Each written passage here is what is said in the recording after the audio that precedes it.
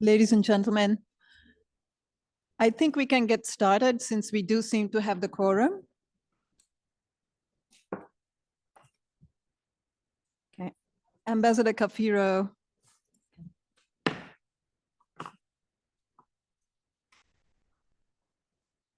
Can we please have some silence in the room so that we can get started?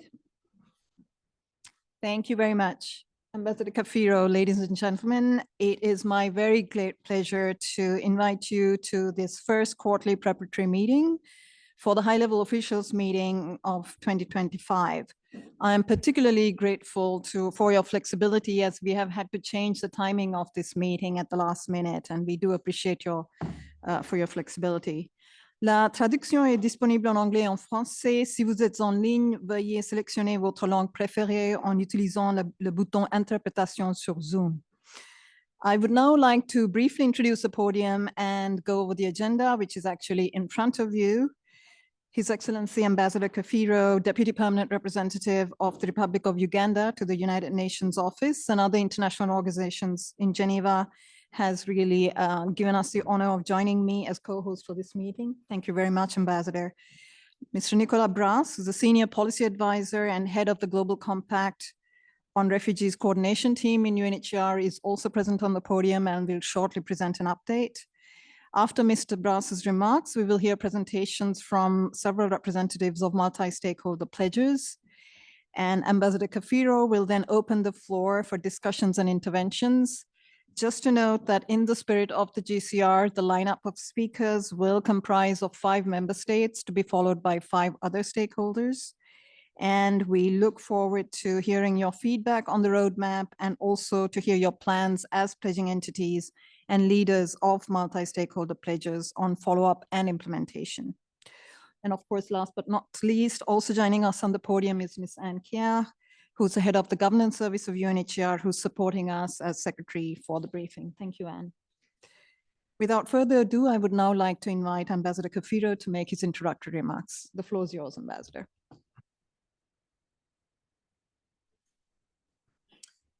Thank you. Assistant High Commissioner for Protection of UNHCR,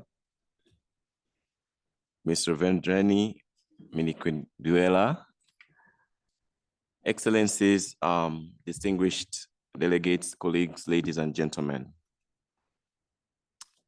I'm very pleased to be here to co-chair this session, the first briefing as a representative of one of the co-conveners of the second Global Refugee Forum that was held in December 2023.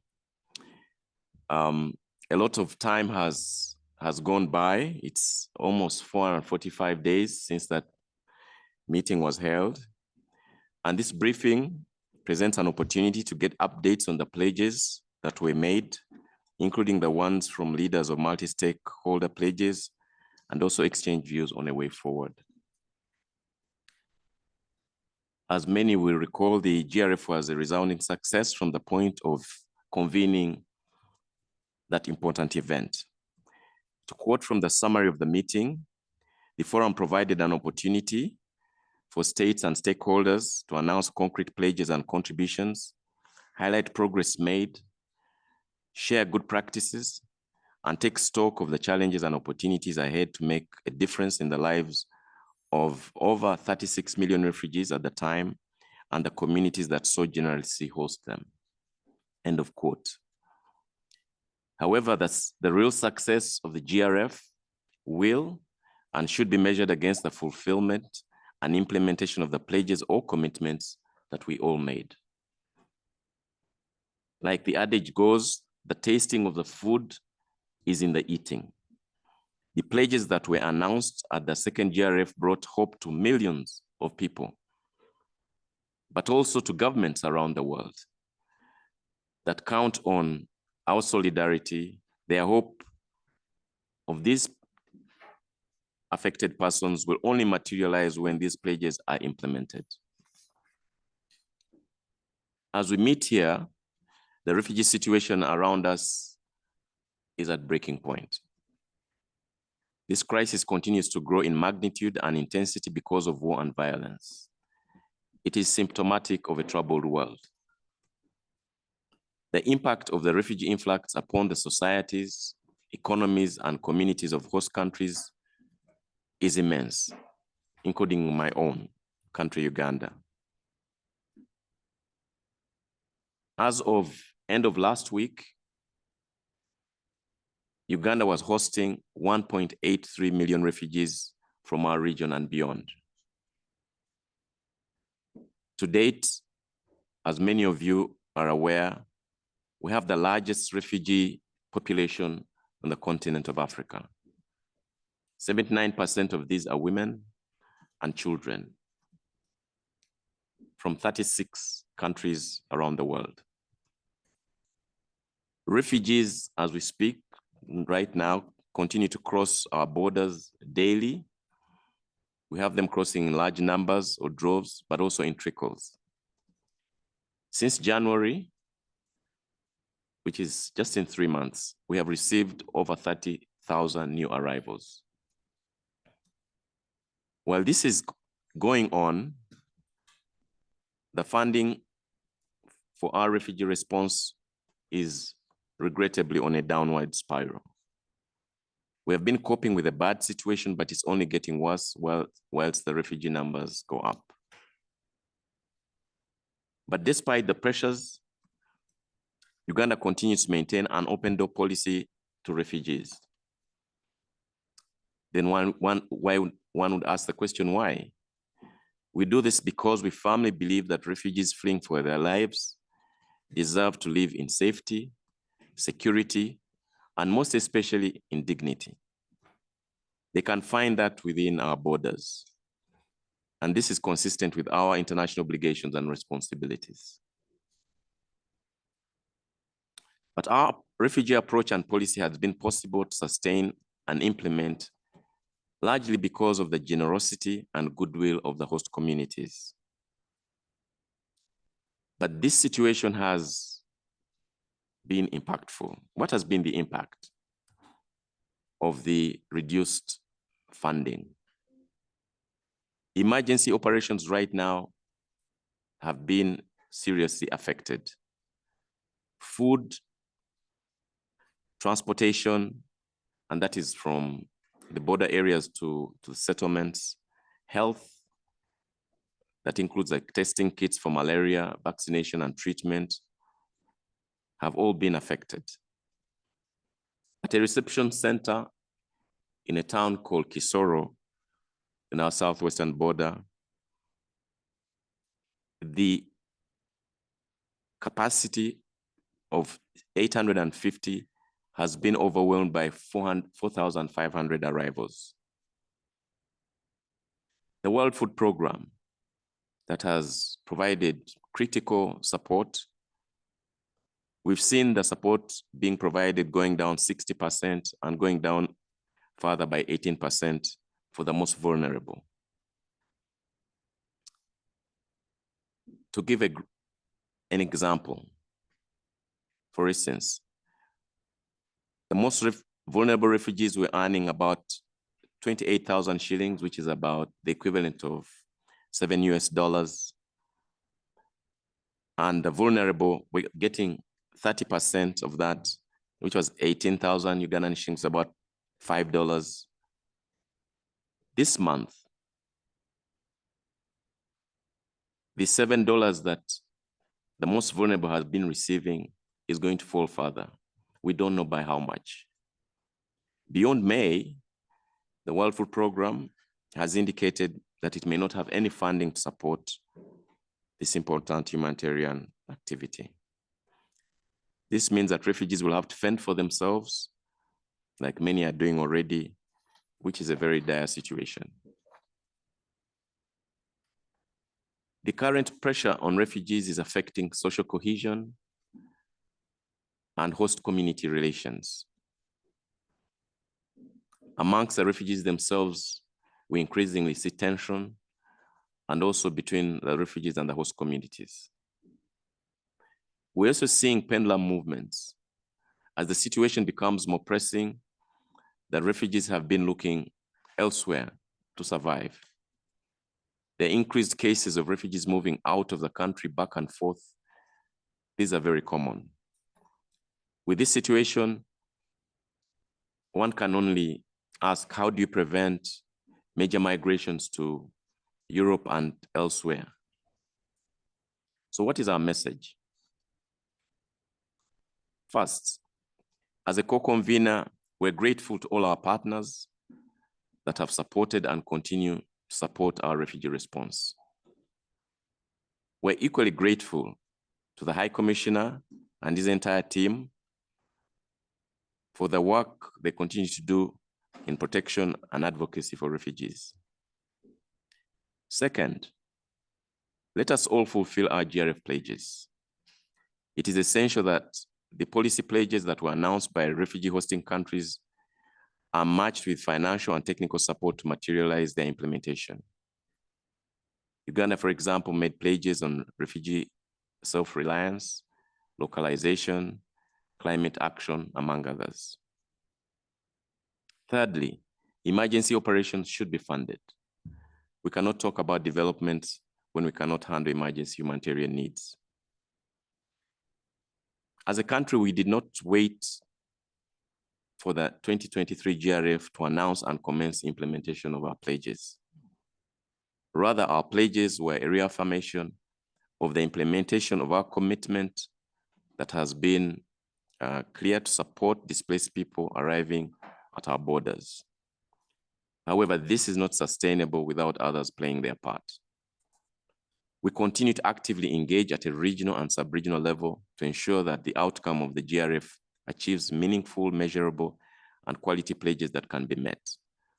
At a bilateral level, we're also engaging with partners, including our fellow co-conveners, and inviting other partners to support our pledges.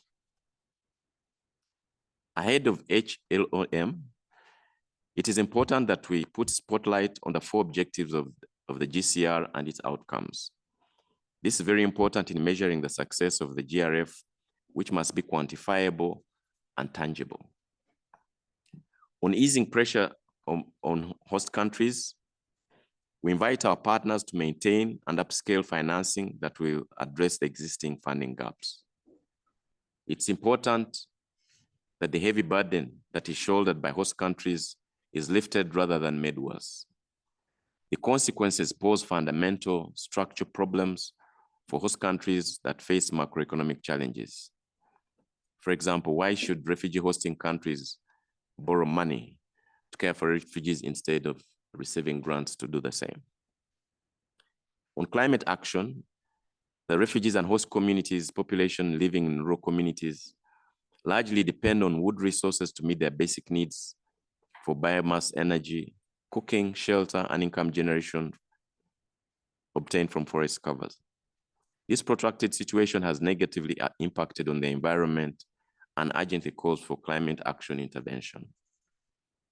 Regarding the resilience for refugees, we should recognize that refugees can be agents of development and positively contribute to the sustainable development of host countries. It is essential that they're empowered to be productive as a resource. The focus should be on accelerating investments in refugee hosting countries and communities to generate jobs and create skills to empower refugees and their host communities, to find job opportunities and reduce dependency on humanitarian aid in the long run. The upcoming high-level officials meeting, therefore, should be a platform of good testimonies from refugees, stakeholders, and sharing of success stories of pledges so far implemented. It should not become a forum to share the pain around the burden of hosting refugees. This will be possible if we collectively rise to the occasion, prioritize humanitarian action and interventions in the spirit of solidarity and responsibility sharing. Because at the end of the day, humanity is what defines us all. I'm glad and proud to inform that Uganda is committed to continue playing its part. I thank you.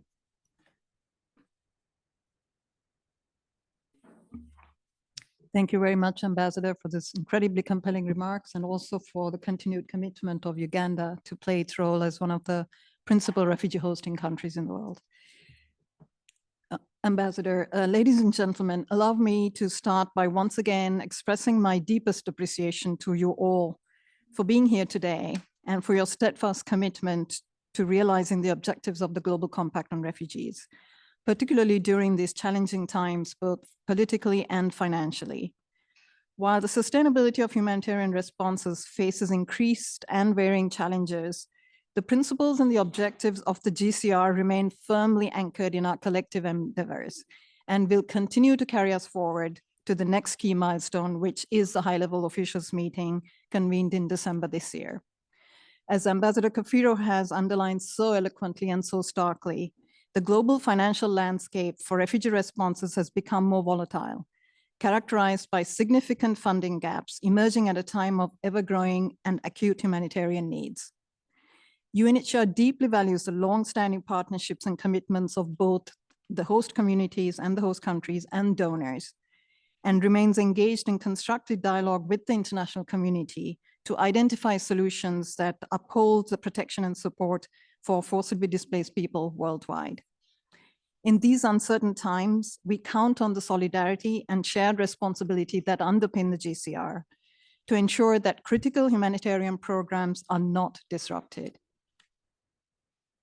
Against this backdrop of almost unprecedented challenges as outlined by the ambassador, the HLOM will once again be a critical moment of unity, where the new multilateralism our High Commissioner spoke of at the last Global Refugee Forum will, we hope, be strongly displayed by bringing together member states, civil society actors, private sector partners, cities, international organizations, and of course, the refugees themselves, and many others.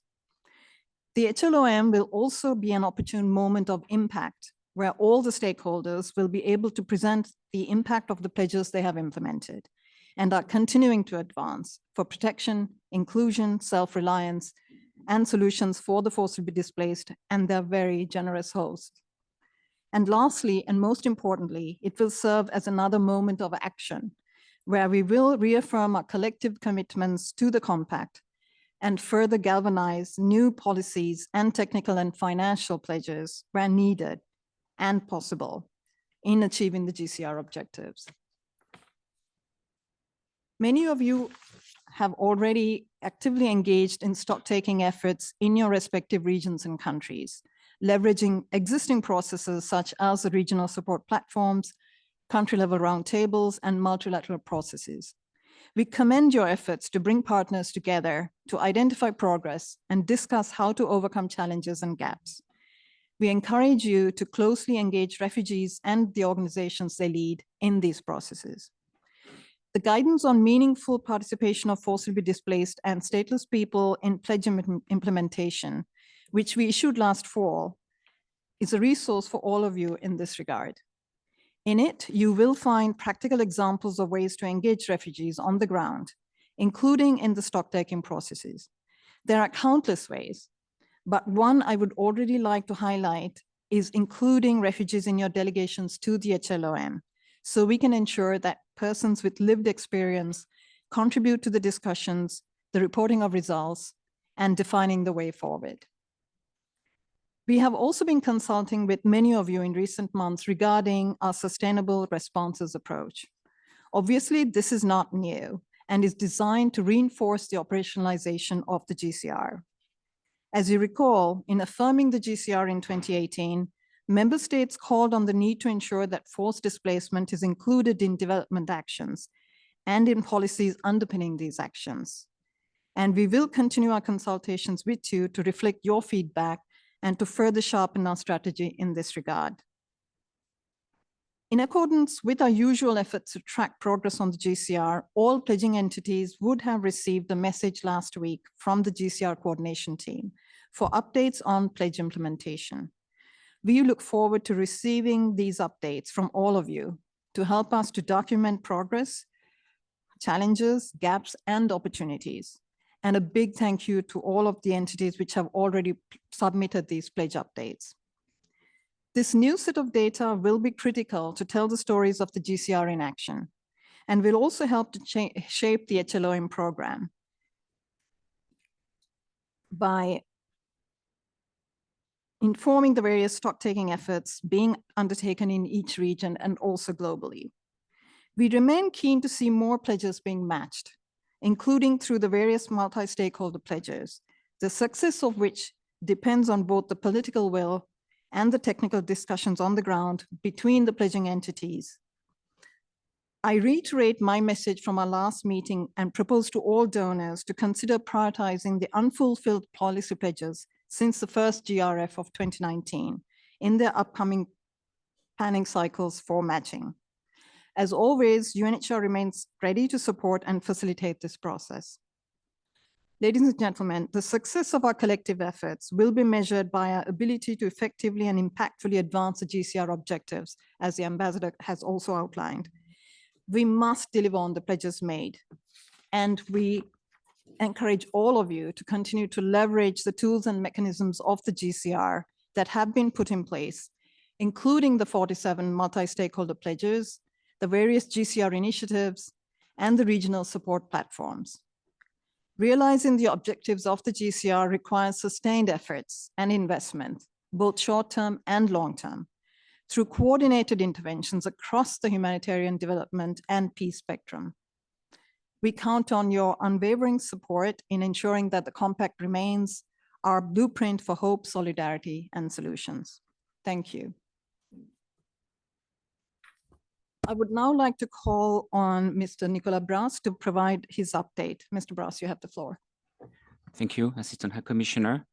And thank you, Excellency, for your very compelling remarks indeed, and maybe a personal word also of appreciation, strong appreciation to the support received from Uganda here in Geneva, but also in the region.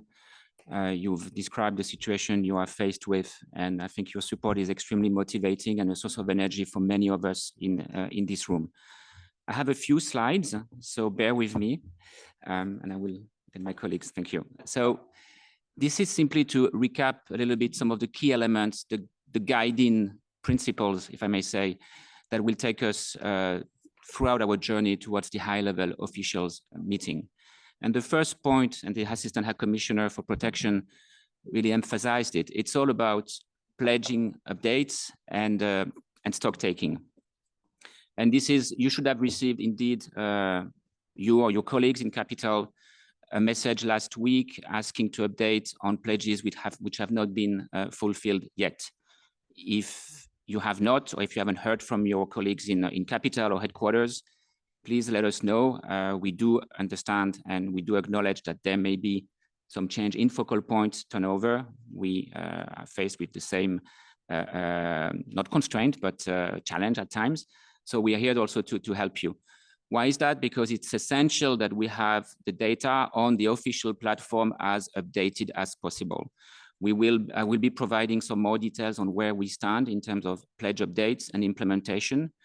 But we know for a fact that a lot of things are happening on the ground, but have not yet been reported on the official platform through the official form. And that is essential, because that will be the main source and references that will be used to inform also our discussion at the HLOM. As the Assistant High Commissioner mentioned, this will be an opportunity, the meeting itself, but the preparatory meetings that we will have for this year, this is the first one, to really identify trends, gaps, challenges, and also have frank discussions. So as the ambassador said, when we walk into the meeting itself in December, we can really have positive discussions, look forward, correct course if need be, but also inform the preparations of the next Global Refugee Forum in 2027. It's also very essential, very important, especially this time, Reverend, you've mentioned the challenges we are all faced with, to communicate, to tell the story. A lot of good practices are happening on the ground. A lot of efforts are made by your colleagues, by your citizens, by host communities, by refugees themselves. And we have been striving really to reflect those good practices as much as possible, but we want to communicate more and continue communicating on impact, on transformation. And in this regard, pledge matching is an essential element, as His Excellency mentioned earlier. In terms of HLOM itself, it will be a global stocktake moment. indeed. So it's looking a bit backwards to better look forward. And this discussion will be informed by the findings of the GCR indicator report. As you know, we will be publishing its third edition this year. We're planning to launch it in November, 1 month before the high-level officials meeting. It will also be informed by the respective stock-taking process and pledge updates. And in this regard, we do encourage you, we do acknowledge that for some actors, the stock-taking process may be a bit of a challenge. I'll share with you more details on the calendar of events. And we really strongly encourage you all to join forces. Ruven mentioned the multi-stakeholder pledges, and we'll have more updates in a few minutes on some of them. There is a lot of room and opportunity to have different multi-stakeholder pledges coming together and actually cross-fertilizing and supporting each other in terms of pledge matching in particular. In terms of the outcome of the HLOM itself, we will be working on an outcome document. So it will not be a negotiated process.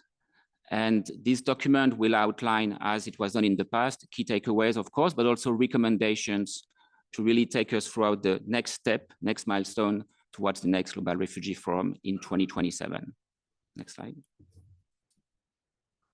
I think this slide, we showed it in December during the last quarterly informal briefing on the GCR last year. So nothing much new, except, as I mentioned, we've adjusted the date of the launch of the GCR indicator reports, and the plan, if of course you all agree, is to use our last preparatory meeting, the last quarterly one, to also launch the GCR indicator reports. We are hopeful to have preliminary findings available earlier, but the report itself, and you will understand that this takes some time in terms of data validation, consolidation, triangulation. It will be difficult to have it ready before November. As you can see on this timeline, we really want to dedicate the first half of the year to the stock-taking process. And a lot is already happening, as Ruven said. And we will make sure that we put at your disposal all the information that is made available to us in terms of stock-taking events, be they at the regional level, at country level, or at multi-stakeholder pledge level. We will also, depending, of course, on available resources, hopefully we'll have a dedicated side event at the Executive Committee in October, and also the Assistant High Commissioner for Protection will provide more details on where we stand during the June Standing Committee. Next slide. So as mentioned, this is a sample of the calendar of stock-taking events. We are working on an online version that will be at your disposal on the GCR digital platform. We will be sharing more details on the specific link to this repository when we will be sending the summary note of this meeting. So this is just to give you an idea as to what events are being lined up. It's by no means exhaustive. And quite a lot of events have already happened or about to happen. And I will certainly, I don't want to steal any thunder from some of the colleagues who will be updating in a few minutes on some of the multi-stakeholder pledges. We will, of course, circulate this presentation, so you don't have to take any picture. And we will, of course, proactively share this calendar of events, as I just mentioned. Next. So the HLOM itself, Ruven mentioned and referred to the challenging situation, including in terms of resources, but we want to remain ambitious. And this ambition is guided by the 4 GCR objectives and by what we want to achieve collectively. And together we're stronger. That sounds like a cliche, but I think these days this is truer more than ever. So in terms of, I shared that slide already in December, but the plan is to have a 3-day meeting from the 15th to the 17th of December. It will be hosted at it will take place at the CICG, and we are very grateful to Switzerland for the support received in this regard. It is not another Global Refugee Forum, so in terms of participation, the level is aimed at senior officials of states and multi-stakeholder partners. But of course, we will not discourage you to higher level officials. We want to keep the spirit of the Global Refugee Forum, of the Global Compact, in terms of dynamic discussions with plenary sessions and parallel/side events. And we hope that those discussions, these preparatory meetings, will be an opportunity for you to share with us insights, requests that can inform the development of the program. Ruben, you mentioned it, refugee participation of representatives of forcibly displaced population and stateless was something that we all felt as a strong achievement at the Global Refugee Forum, and we want to maintain that level. So we will, of course, we are committed to support the participation of such representatives, and we will also be engaging with those groups in terms of informing the development of the program. Next slide. So this is the zero draft program. So it's very much zero indeed, with a lot of blanks. And that's precisely why we are kicking off those series of consultations, discussion with you all. And we will, besides those discussions as part of our 4 preparatory meetings, we will engage with stakeholder groups, NGOs, but also multi-stakeholder pledge groups, refugee-led organizations as well. And for those of you, and I'm sure that's a question that I know some of you have had already about side events, we will not do a global call for proposals, because we have to be realistic in terms of what we can manage and accommodate. But we do encourage you, we do ask you to go through the respective multi-stakeholder pledge vehicles, the support platforms as well. Of course, we are at your disposal, and these meetings are precisely also to hear your suggestions in this regard. Next slide. So just to wrap up this agenda item on the HLOM itself and the key considerations that will guide our preparations, we are, like I said, we are aware of the difficulties. So key considerations will be linked to venue, space. It's not another GRF, so the capacity to welcome participants will be lower than at the Global Refugee Forum 2023, and also resources, as you can imagine. Excellency, we heard you loud and clear in terms of focusing on the 4 objectives of the compact, and this is something we will strive to deliver on with your support, of course. The multi-stakeholder approach, the whole of society approach of the Global Compact, which is the very spirit of the compact, will be maintained and will be at the heart of the event. We will also try to reflect, highlight the GCR cycle in terms of stock taking, in terms of lessons learned, but also way forward. We will also aim at striking the right balance between regional and specific situational discussions. We know that quite a few developments have happened since the last Global Refugee Forum, which have to be discussed and reflected. And of course, focus on specific stakeholder groups. Last but not the least, I mentioned that already, but I want to reiterate that point, meaningful refugee participation and participation of forcibly displaced population and stateless representatives will be a very important element of the event. Next slide. Now I have 2 last slides and I will end. This is to provide you with an update on pledge implementation and where we stand. So this data does not, of course, include those of you who have started reporting in 2025, based also on the last reporting campaign that we launched last week. And I can tell you that it does not include pledges which have been registered and recorded in 2025. Like you've heard us say that very often, one can pledge at any given time, one can report back at any given time, and it's happening. I think in 2025, I'm looking at my colleagues in the room, we have close to 50 pledges which have been entered in the system. Sometimes it's just a matter of also timing, pledges made last year, but this is very encouraging, obviously. But the talk has to be walked. So it's about implementation, it's about number of pledges being fulfilled, being reported as in progress. We have been very encouraged by the results from the last reporting campaign that was, as you know, carried out in October last year.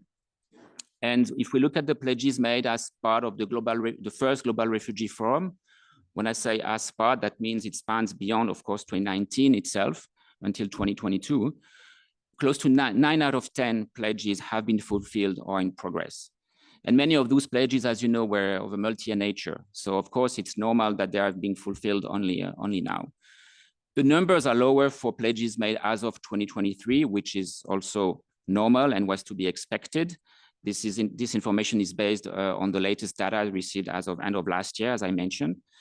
But we count, and I want to really echo the call made by the Assistant High Commissioner, we really count on your support, on your follow-up in terms of pledge reporting, and also share with us the challenges you are facing, because this is something we need to really inform the discussions that we will have at the HLOM. Next slide. And I want to end with some, and sorry if it's not really reader friendly, apologies. Maybe you want to take some pictures of that slide. These are examples of concrete achievements based on the information that we have captured thanks to you all, based on the information that we have received through the pledge updates. I will not read them, but they speak to the 4 GCR objectives. They also speak to enabling component around partnership. And this just demonstrates that things are happening. We all would like to see them happening faster, of course. And this is something we'd like to hear also, how we can advance further, faster together. Thank you all very much. Over to you.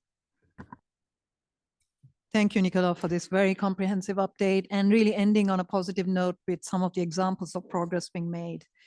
We will now move to the next item on the agenda and hear from 6 representatives of multi-stakeholder pledges, which are contributing to the implementation of the GCR's 4 objectives. We will first hear from Mr. Peter Holland, who's the lead education specialist for the Africa region and the World Bank, who will speak on behalf of the Education Inclusion Pledge, securing sustainable futures towards a shared responsibility to uphold the right to education and include refugee children in national education systems. Mr. Holland, you have the floor. Thank you. Thank you, Special Assistant Ambassador, and ladies and gentlemen. It's my great privilege to speak on behalf of the multi-stakeholder pledge for inclusion of refugee children into host country national education systems. My presentation today, I have 2 slides and 4 points that I'd like to make. First, in November of last year, nearly 50 officials gathered in Wilton Park in the United Kingdom to review progress on the pledges to date. Notably, refugee voices were prominent throughout the 3 days, and in fact, we opened with a keynote from a refugee to really kind of set the tone for the event and to remember what it is that ultimately we're seeking to achieve here with this pledge. And I invite you to review the report, which you can find on the Wilton Park website. The report emphasizes several shifts that we're seeing in the sector. And I'll just name just quickly 4 of those shifts. First, from temporary solutions to sustainable responses. Second, from viewing refugees as burdens to viewing refugees as assets. Third, from an approach where the responsibility is that of the host country to the responsibility being more of a global shared responsibility. And then finally, very specific shifts in terms of policies, in terms of financing, and in terms of interventions. So again, you can find that on the Wilton Park website. There's a link in the notes section of this presentation. The second point that I'd like to make is that we have 14 country grants ongoing. This is specifically under the umbrella of the INSPIRE initiative, the Inclusion Support Program for Refugee Education, and which was announced at the Global Refugee Forum in 2023. It's financed primarily by FCDO and implemented together UNHCR and the World Bank. And so in this context, we have 14 small country grants that consist of technical assistance to host governments and policy dialogue with the view of helping to concretely see how we can be incorporating more refugee children into host country education systems. To do that, the third point here is that is the guide for refugee inclusion, which we've prepared in parallel, and the guide will be launched next month. It consists of 3 main sections. First, a guidance note that lays out the critical issues in terms of refugee education, and points practitioners towards existing resources, whether by UNICEF or by various foundations or other international experiences, including from host countries themselves. Second, it consists of a repository of interventions for refugee inclusion, which are sort of 2-page notes, 2-page how-to notes on very specific topics that are linked to refugee inclusion. And then third, an evidence note, which synthesizes the global empirical evidence to date. So that's the guide to refugee inclusion. And then lastly, my final point here is that we will be rolling out this guide we're starting now kind of soft launch. But in Zambia in May, we will be gathering teams from UNHCR and the World Bank and FCDO across these 14 what we're calling first wave inspired countries.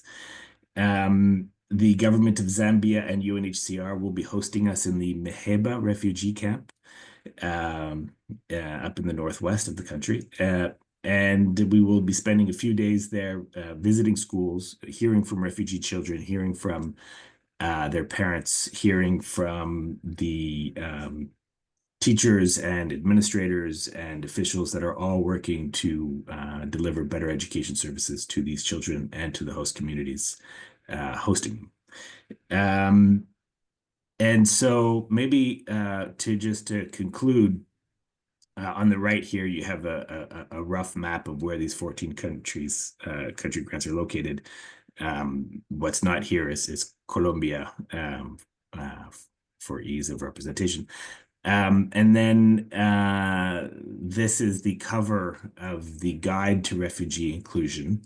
The drawing itself is from Lebanon, and it's part of the Butterfly Project, where refugee children and were mainly Syrian children and Lebanese children were drawing together and illustrating the idea of integration through this project. And so we just thought that it would be a nice way to start the guide really by showcasing their work first and foremost. So I will stop there, but thank you again for having the privilege of reporting on this multi-stakeholder pledge. And I'm available as needed. You can find me at pholland@worldbank.org or through the organizers. Thank you. Thank you very much, Mr. Holland, for your intervention. We would next like to welcome Ms. Njoud Abdel-Jawad, who's the manager of the International Relations and Technical Support Department of the Greater Municipality of Amman, who will speak to the pledge on the call to local action and solidarity in secondary cities and local and regional governments. Ms. Abdel-Jawad, you have the floor. Dear Chair, thank you for the invitation and all protocols observed. Today, the world is witnessing unprecedented levels of displacement. The number of forcibly displaced people has surpassed 114 million, with conflict and persecution, climate change, and economic instability continuing to drive migration and displacement. These challenges are global, but their effects are felt in our cities and territories. 70% of forcibly displaced people turn to cities for safety and opportunity, While international protection frameworks provide the foundation of refugee response, the daily realities of reception, inclusion, and long-term integration are largely managed by local and regional governments. With our policies, we are community builders, providing access to essential services to transform migration and displacement from a challenge into an opportunity. Through the local coalition for migrants and refugees, formerly known as the Mayor's Mechanism, local governments have elevated this local action within global policy discussions around migration governance and refugee protection and integration. The coalition, co-steered by the Mayor's Migration Council and United Cities and local governments, count on IOM and UNHCR as advisory council members, long-standing strategic partner of our cause. We are pleased to welcome UNHCR now, also as a full member of our advisory council. Allow me to thank you, Assistant High Commissioner, for your engagement to make this happen. In 2022, our partnership launched the call to local action for migrants and refugees, creating a formal pathway for local governments to commit to both Global Compact on Migration and the Global Compact on Refugees. At the Global Refugee Forum in 2023, local governments presented over 70 pledges, ranking second only to national governments. Most of them presented concrete local action to implement both compacts at unison. Since its inception, the call to local action has reinforced our crucial role in migration governance and refugee protection and inclusion mechanisms. The localization of global commitments and mainstreaming the commitments in the compacts into other global development agendas. This year, we will launch a new campaign to mobilize commitments ahead of the 2026 IMRF, while also engaging in 2025 GFMD Summit in Barranquilla, Colombia. We will continue linking the compacts and the SDGs and growing a community of practice around the call to local action, bringing together local governments, partners, and stakeholders. We invite you all to join us. As we look forward to the high-level officials meeting, we are currently reviewing the state of implementation of the pledges under the call to local action. This will assess the impact of commitments, identify best practices, and highlight challenges to address for sustained progress. With these results and the call to local action and the local coalition for migrants and refugees as mechanism for ensuring that cities experience contribute to long-term refugee response planning, we will present people-centered, localized approaches to ensuring effective protection and integration of displaced populations. To conclude, we call on the following priorities for action. 1, securing a more formalized role for local and regional governments within GRF processes. Cities and territories must have direct access to policy, discussions, and implementation strategies to ensure that global refugee policies reflect the realities on the ground. 2, ensuring local government pledges are integrated into national pledging processes. This means aligning commitments across all levels of government and securing the necessary financing to implement them effectively. 3, building on the momentum of local government engagement in UNHCR processes. Our increasing presence at the GRF and our inclusion in the consultations and on resettlement and complementary pathways last February in Spain are welcome steps, and we stand ready to continue finding and implementing solutions in partnership. Dear Chair, cities and local governments have shown they are ready to step up. Now, the question is how we ensure the recognition, resources, and partnerships needed to maximize the impact of local action in global refugee protection and inclusion. Thank you.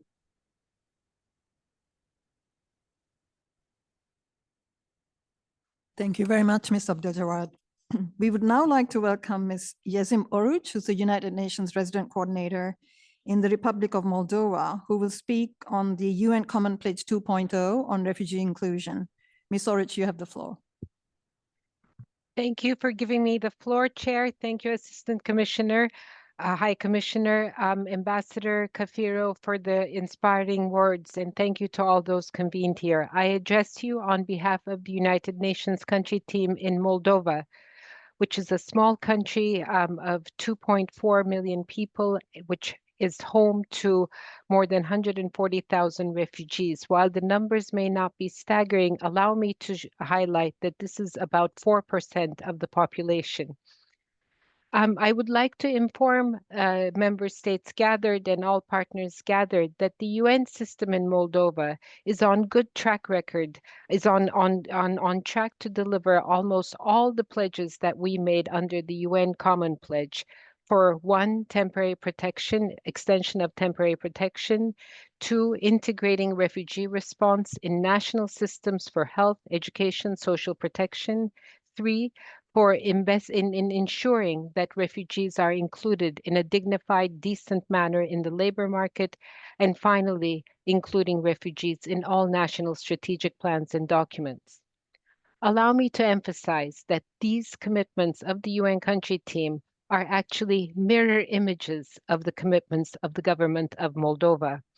And in this context, allow me to praise the government of Moldova for being the most responsible member of the international community, for not only welcoming Ukrainian refugees, but also for taking all the measures together with the UN family, but also with all its international partners for inclusion of refugees in all those areas that I previously mentioned. And it's also extremely important to note that 3 years into the Ukraine crisis and the influx of refugees in Moldova, the attitudes of host communities towards Ukrainian refugees continues to be utmostly, significantly positive. And this is something that we're very proud of. And we're very proud of our cooperation with the government of Moldova, but not only. Our response, the refugee response led ably by my UNHCR colleagues, has been extremely attentive to ensuring that we work through national systems and we work through local partnerships. And I believe that local partnerships, especially with civil society and local authorities. And I believe that it's been this emphasis on local systems, national partnerships, working through national systems and local partnerships that has been the factor that has allowed Moldova and the people of Moldova to continue to extend the warmth of their hospitality to Ukrainian refugees. I think another factor has been also, of course, very much the generosity of the international community, providing resources to sustain an optimal humanitarian response while allowing and creating the enabling space for the UN country team to continue to work with the national authorities in deepening our development cooperation so that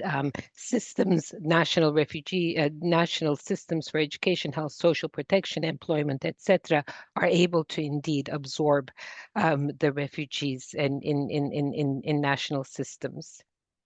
I think going forward, we echo all the recommendations made, but it will be very important for Moldova to continue, of course, its welcoming stance towards refugees.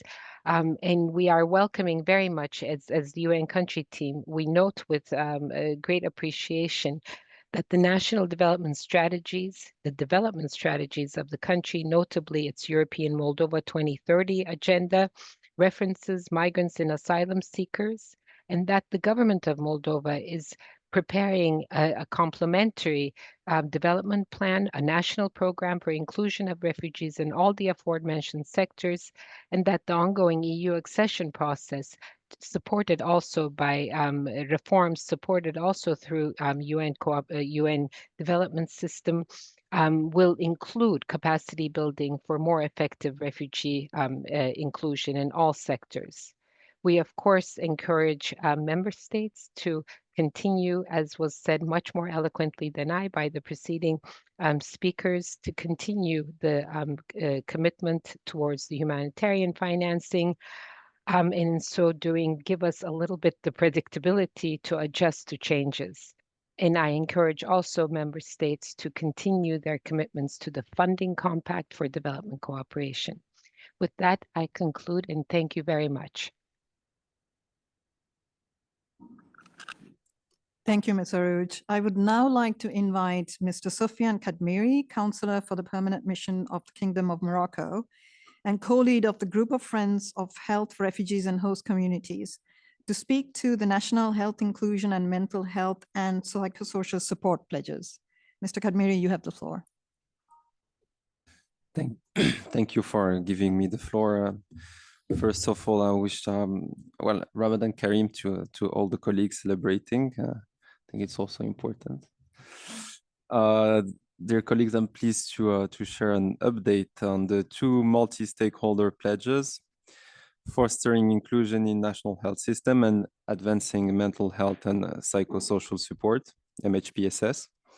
These pledges were developed by the Group of Friends of Health for Refugees and Host Communities under the leadership of Morocco, Germany, the Netherlands, the European Commission, UNICEF, the Global Fund, Gavi, and Amal Alliance.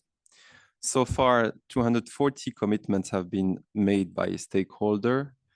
Over the past year, 18 additional pledges have been added, including the most recent one from the government of Yemen in February, focused on health inclusion and MHPSS. Partners have been making steady progress, and I'd like to highlight a few examples. Cameroon has pledged to include all refugees in its universal health coverage system and has already enrolled 90,000 refugees in the first year. 90. The Netherlands, Germany, and other partners have played an important role in securing the adoption of a resolution at the World Health Assembly, reinforcing mental health and psychosocial support before, during, and after crisis.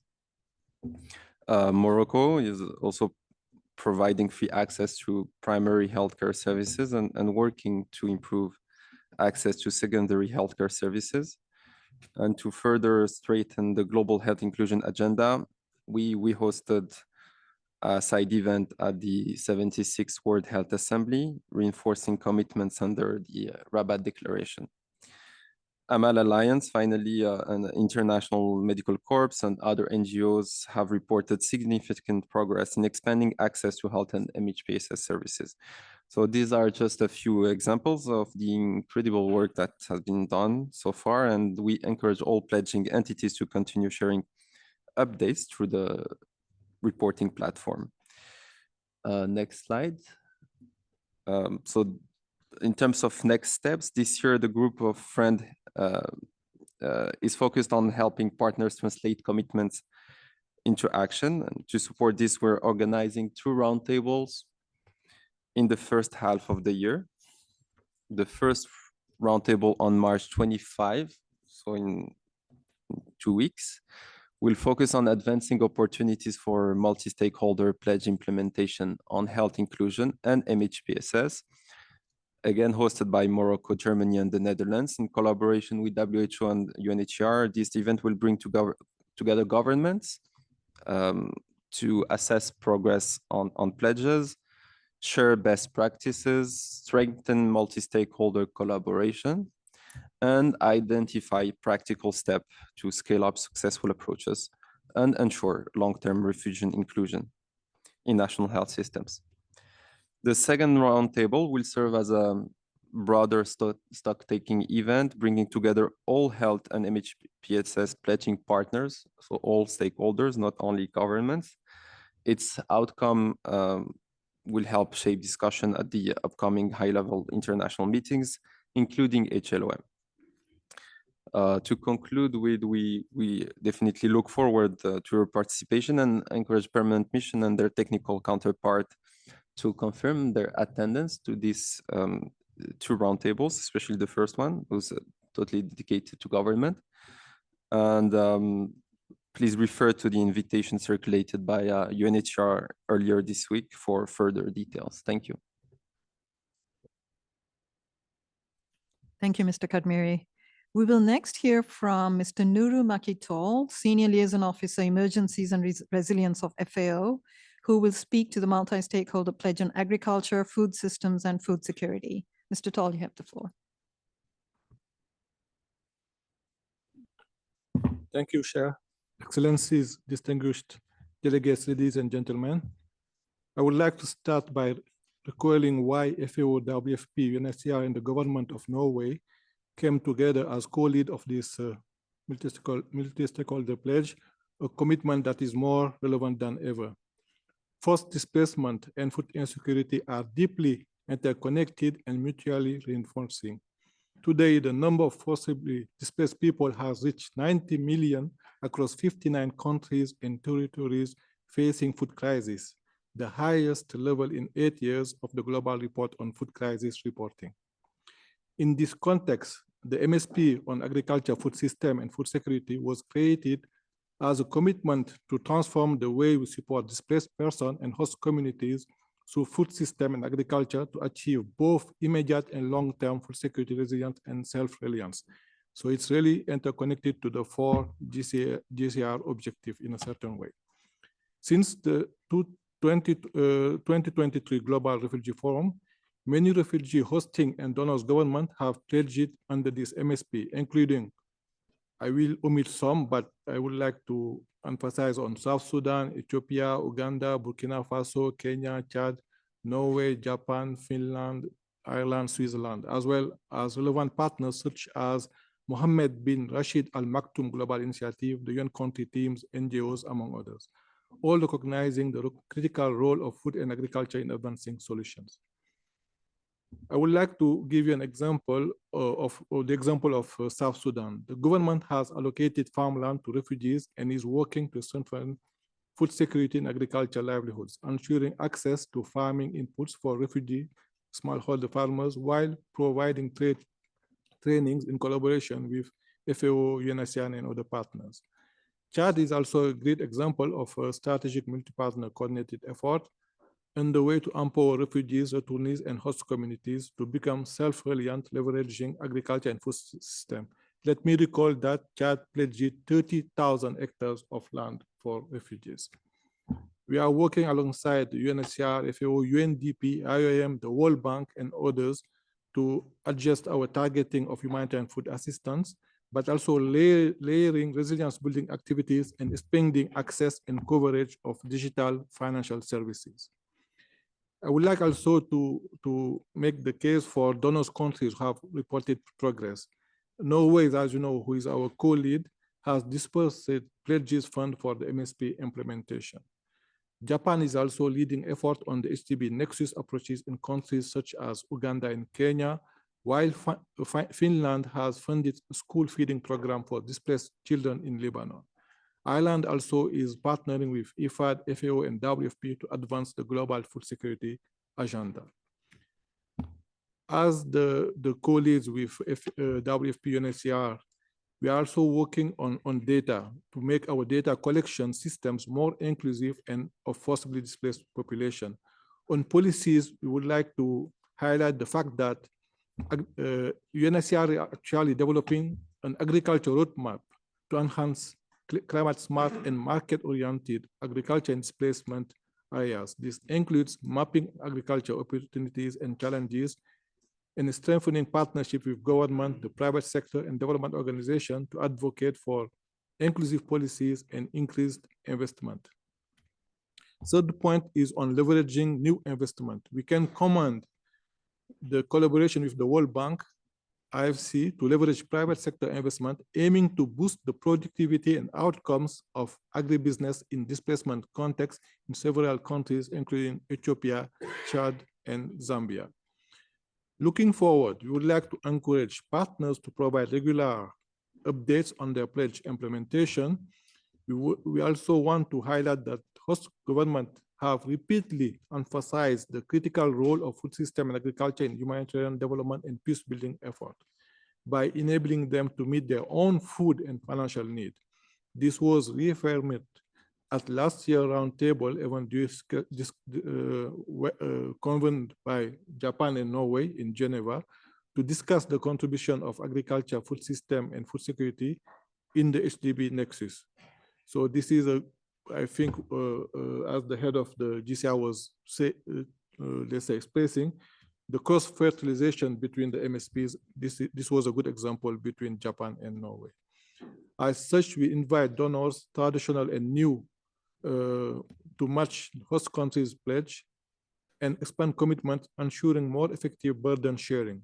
By working together, we can turn these pledges into solutions for refugees and host communities. Thank you for your attention. Thank you, Mr. Tall. Last but not least, we are happy to welcome Ms. Boriana Benev, the first Secretary of the Permanent Mission of Chile, who will brief on the Cartagena Plus 40 regional pledge. Ms. Benev, you have the floor.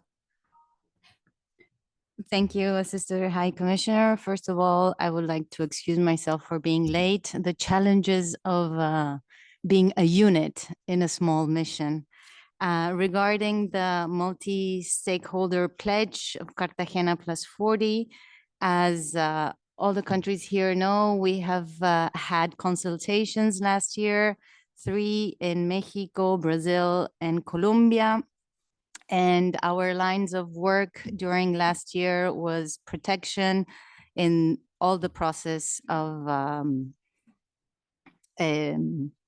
transition, of displacement during countries of origin, transit, destination, and return. We also had a second theme regarding durable solutions. And the third one was protection in the case of displacement during disasters. And that brought us to December, where at the high-level ministerial event, we adopted the Declaration and Plan of Action of Chile 2024-2034.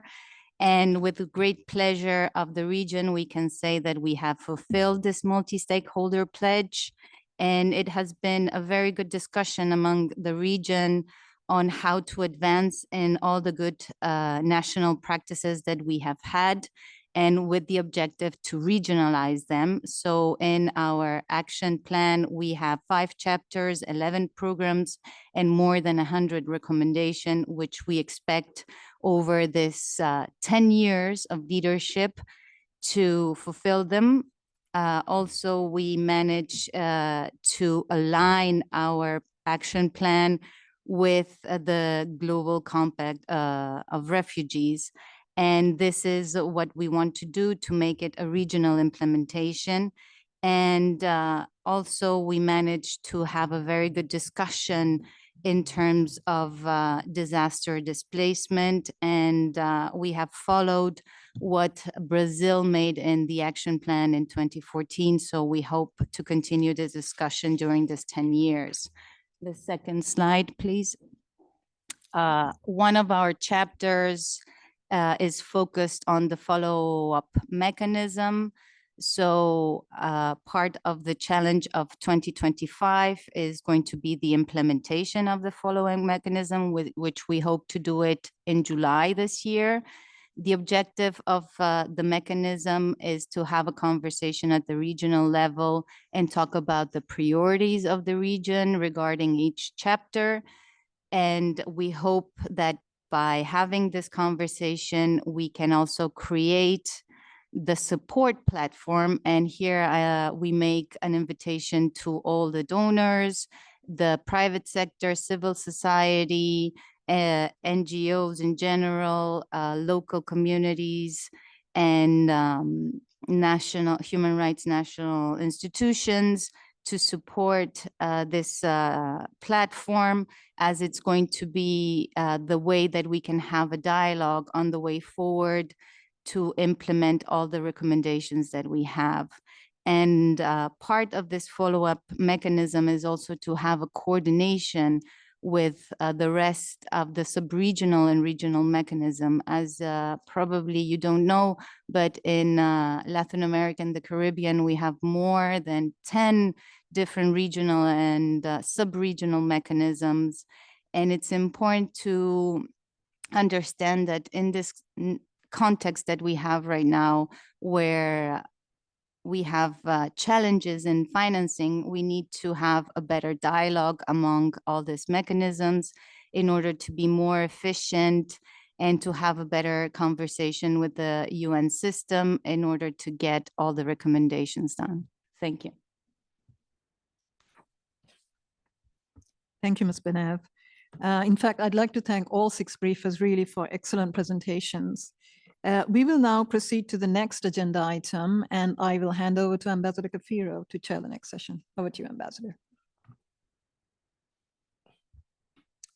Thank you, Assistant High Commissioner, and I'd like to thank all the presenters for the very insightful and encouraging updates this morning. We'll now open the floor to participants. If you wish to speak, please raise your nameplate. For online participants who wish to speak, please indicate your name and affiliation in the chat box and raise your hand so that we can give you the floor when the time comes. Please limit your remarks to 2 to 3 minutes max to allow time for other participants. We'll do our best to accommodate as many interventions as possible within the time allotted for this session.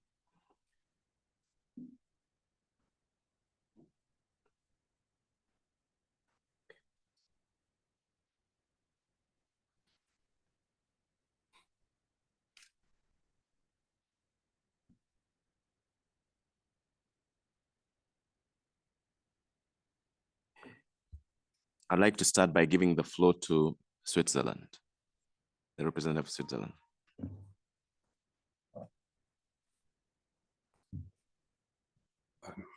Cher ambassadeur, cher président, nous remercions le HCR, les États coparrains, ainsi que tous les intervenants qui ont réitéré ce matin leur détermination à mettre en œuvre les engagements multipartites issus du Forum mondial sur les réfugiés.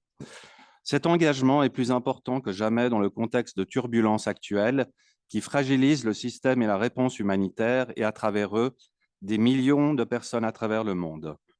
Dans une telle situation, la réunion des hauts responsables, HLOM, prévue en décembre, doit nous servir de boussole, non seulement pour maintenir la dynamique de mobilisation politique, technique et financière autour du pacte mondial sur les réfugiés, mais également pour nous réunir autour de valeurs communes telles que le multilatéralisme, l'état de droit, l'humanité et la solidarité.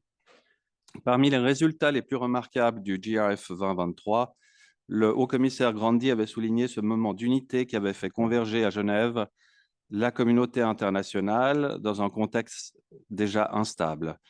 La participation de centaines de réfugiés avait été perçue comme un autre succès historique en termes de redevabilité et d'organisation d'une conférence internationale. En tant qu'État hôte du HLOM, la Suisse est déterminée à faire en sorte que cet événement se déroule dans les meilleures conditions. Comme ce fut le cas lors du dernier GRF, nous soutiendrons la venue à Genève de représentants des réfugiés afin qu'ils puissent participer activement aux discussions. Pour conclure, j'aimerais citer une phrase attribuée au Mahatma Gandhi, dont la statue trône dans le parc de l'Ariana, non loin d'ici. On juge la grandeur d'une nation à la façon dont les plus faibles sont traités. Cette réflexion peut aisément être adaptée au contexte global, aux Nations Unies, au pacte mondial sur les réfugiés, dont l'idée centrale de protection des plus vulnérables, de solidarité internationale entre États, doit nous inspirer sur la route du HLOM. Je vous remercie.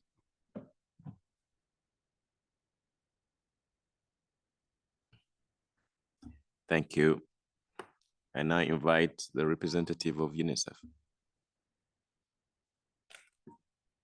Thank you, Your Excellency, for giving me the floor.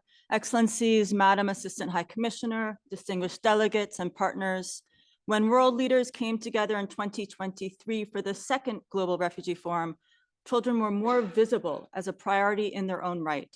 And since then, more than 90 pledges have been made towards the Child Rights Pledge, including critical commitments on inclusion in national child protection systems, education systems, and social protection systems. At the same time, conflicts and natural disasters are causing the highest levels of cross-border and internal displacement on record. Of the more than 120 million people who are forcibly displaced, 40% are children. And many are likely to spend their entire childhoods in displacement. In times of upheaval and in protracted crisis situations, children are the first to be affected. Now more than ever, we need to step up our engagement for displaced children and invest in the systems children need to survive and thrive.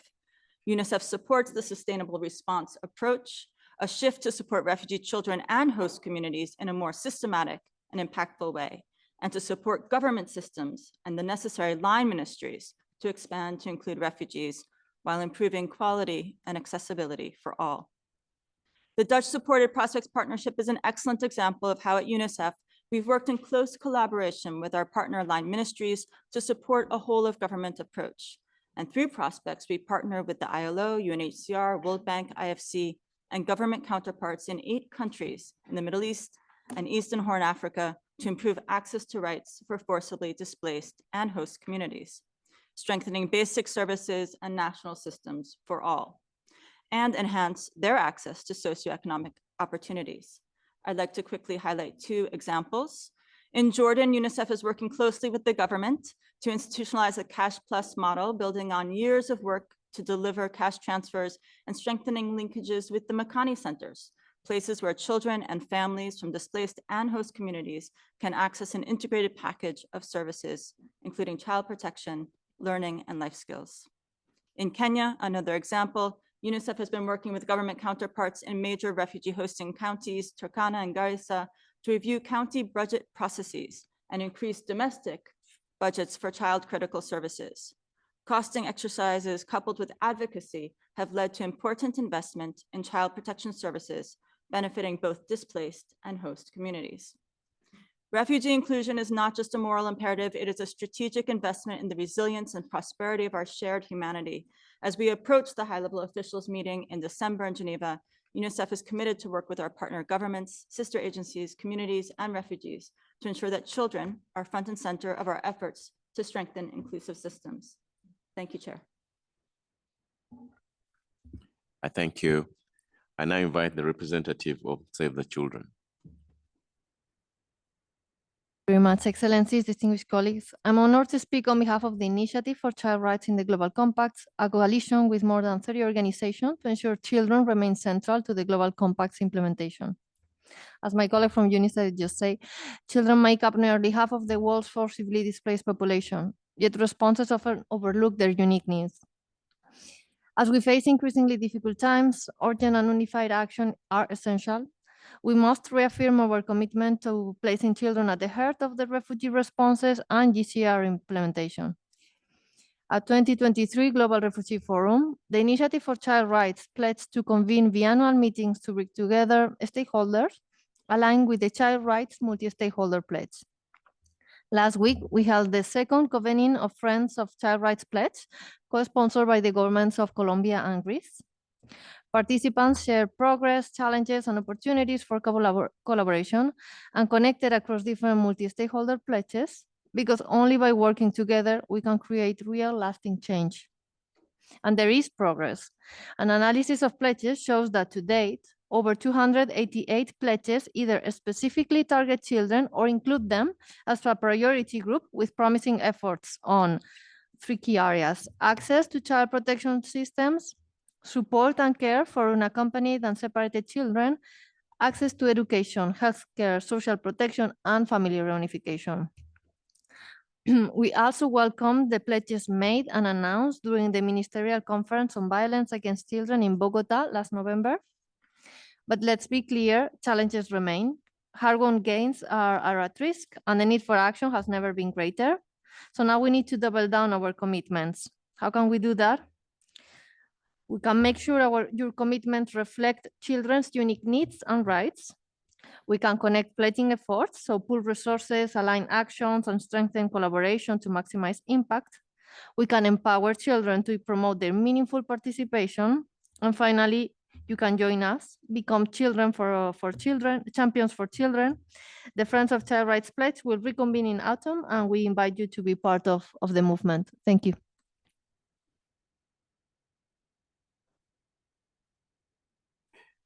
I now invite the representative of ILO.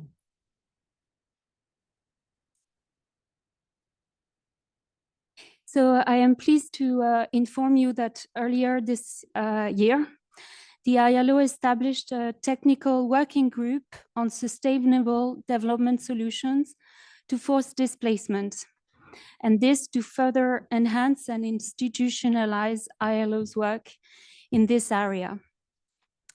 This initiative will strengthen ILO's engagement in key UN processes, particularly the implementation of the Global Compact, on refugee through the Global Refugee Forum, by aligning outputs of the technical working group with the implementation of ILO's commitment made in the 2023 Global Refugee Forum.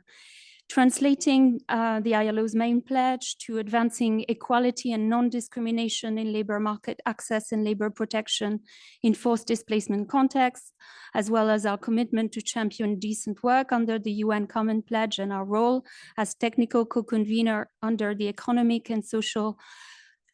Inclusion and Social Protection Pledge into tangible and practical outcomes are crucial to support ILO's constituents in forced displacement setting.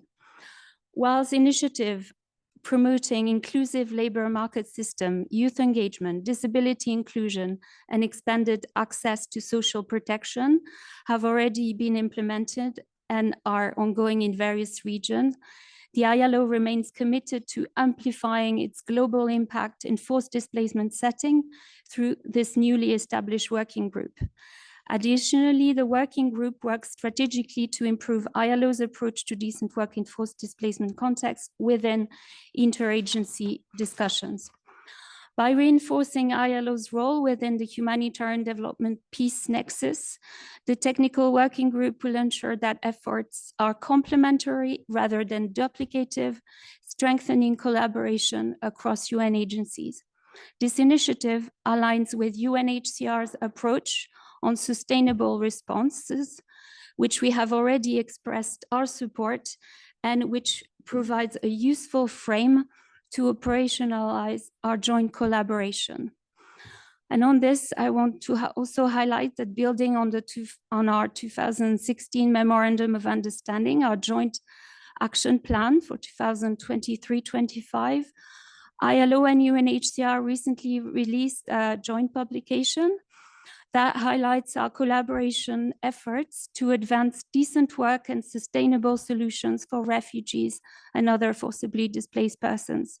This publication was achieved through a highly interactive and collaborative process and flags joint interventions in over 35 countries, including through the Dutch-funded Prospects Partnership, which was mentioned earlier by our UNICEF colleague. So past, present, and future projects of both organizations aim to leverage the complementary mandate and expertise to enhance labor market access, improve working conditions, and strengthen social protection for displaced communities. This collaboration serves as a key pillar in institutionalizing the ILO's engagement in displacement contexts, highlighting the need for coordinated, durable solution that brings humanitarian efforts with development objectives. It also paves the way for addressing emerging priorities, including ensuring sustainable labor market reintegrations for returnees and IDPs. I thank you. Thank you. Our next intervention is from the Refugee Advisory Board, which will be made via Zoom. Thank you, His Excellency. Greetings, Assistant High Commissioner, distinguished colleagues and partners. My name is Lorena Boy, and I am honored to address you today on behalf of the Advisory Board to UNHCR's task team on engagement with organizations led by forcibly displaced and stateless persons. First, I extend my sincere gratitude to UNHCR for the invaluable partnership we have cultivated over the past 2 years. UNHCR's commitment to meaningful refugee participation has brought additional visibility to the importance of this work. The expansion of refugee leadership at the 2023 Global Refugee Forum, where attendance grew from 70 refugee leaders in 2019 to over 320 forcibly displaced persons, inclusive of RLO representatives, sets a precedent for how other sectors can follow suit. This achievement is a testament to what is possible when inclusion is prioritized, and I thank everyone here who contributed to making it a reality. However, our work is far from complete. I urge each of you to continue championing meaningful refugee participation and RLO engagement, not just by ensuring forcibly displaced persons are present and consulted, but by recognizing us as equal partners in shaping solutions that impact our lives and communities. Meaningful refugee participation is about ensuring that our voices, experiences, and expertise drive real change. When refugees are involved in designing solutions, those solutions become more effective, sustainable, and rooted in the realities we face every day. As we reflect on the progress made since the 2023 Global Refugee Forum and look ahead to the upcoming high-level officials meeting, the advisory board calls on all of you to take concrete steps in closing the gaps in meaningful refugee participation and RLO engagement. This means not only including us in planning discussion, but ensuring that our engagement and partnership leads to sustainable solutions. To that end, we call on all stakeholders to embed meaningful refugee participation throughout the remaining pledge cycle, from implementation and stocktaking. Refugees must be part of solutions as experts, not just as beneficiaries, but as advisors and contributors to technical policy decisions and discussions. This will require collaboration, not just from UNHCR, but from all of you, as fostering meaningful participation is a shared responsibility. At this pivotal moment, we must also acknowledge the stark reality. Forced displacement continues to rise at an alarming rate, with 122.6 million people now forcibly displaced. These are not just statistics. There are individuals, families, and children. There are people who, due to circumstances beyond their control, have been uprooted and left vulnerable, and not forgetting the minorities and indigenous people affected by statelessness. Before I conclude, I must address a pressing concern given my position as an RLO representative. Several member states have historically played a leading role in supporting global efforts to address forced displacement and the impact that those decisions may have in other countries' replicating actions. The recent shift in global priorities in the humanitarian sector has had a significant negative impact on forcibly displaced and stateless people and the organizations supporting them, particularly RLOs, as they rely heavily on humanitarian funding and work as the first responders in humanitarian responses and solutions. There are significant consequences for RLOs who provide critical services in their communities, who risk having their activities completely halted. I encourage humanitarian actors and states to continue to prioritize organizations led by forcibly displaced and stateless people, especially now. Thank you for your time, your commitment, and your partnership. I look forward to continuing this important work with you and hope to meet many of you in December of 2025. Thank you.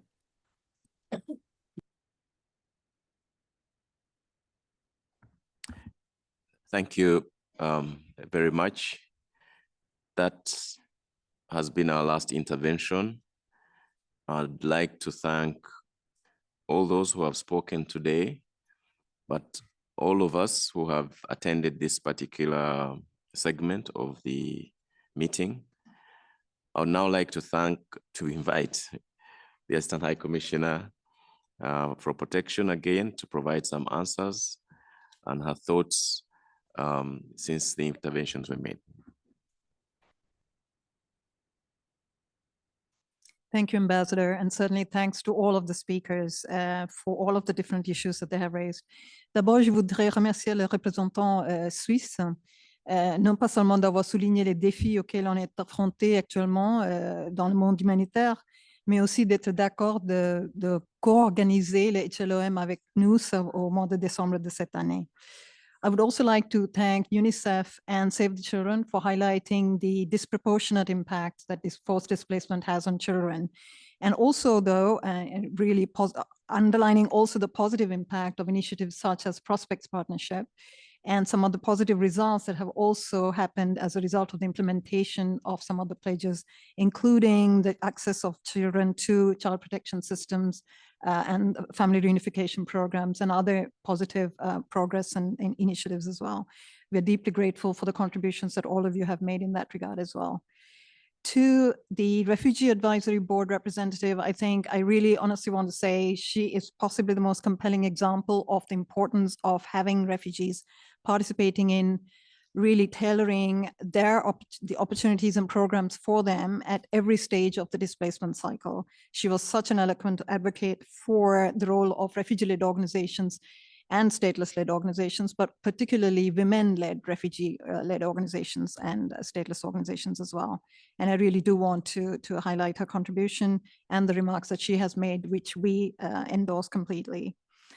In regard to ILO, again, I really want to thank the ILO representative because I think she has demonstrated the importance of the role of development actors in the displacement cycle, particularly in relation to the advancement of solutions and sustainable solutions, as she herself has underlined, which are, of course, as you know, part of the 4 objectives of the GCR. With that, Ambassador, I think I conclude my interventions unless Nicola has anything to add. No. Well, I think with that, we would like to conclude this first preparatory briefing on the HLOM and thank all of you again for your participation, despite the last minute change in time for this meeting. Thank you very much. And this meeting is hereby concluded. Thank you, Ambassador. As always.